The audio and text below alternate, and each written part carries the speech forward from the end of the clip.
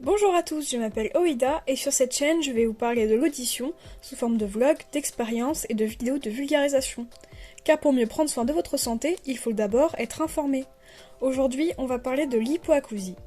L'hypoacousie touche environ un Français sur 10. Elle est caractérisée par une perte partielle ou totale, temporaire ou éphémère de l'audition.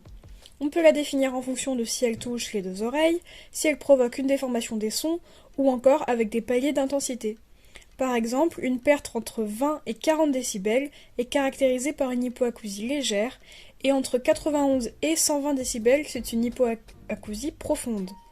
Plusieurs parties de l'oreille peuvent être touchées. L'oreille externe à cause d'un bouchon de cérumen ou bien d'un corps étranger, l'oreille moyenne à cause d'une otite ou d'une perforation du tympan, et l'oreille interne à cause d'un traumatisme crânien, d'une presbyacousie ou d'une surdité congénitale. La presbyacousie est une diminution des capacités auditives qui se manifeste en général à partir de 50 ans et s'aggrave avec l'âge.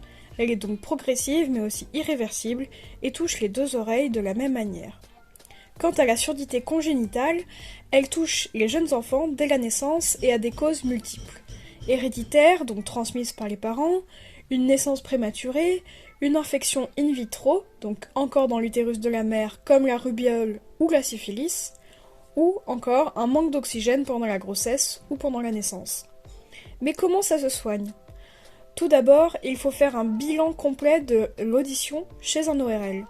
Une fois que l'hypoacousie a été confirmée et que la cause de celle-ci a été identifiée, l'ORL peut faire un nettoyage en cas de bouchon, mais aussi prescrire des médicaments si la cause est infectieuse comme une otite.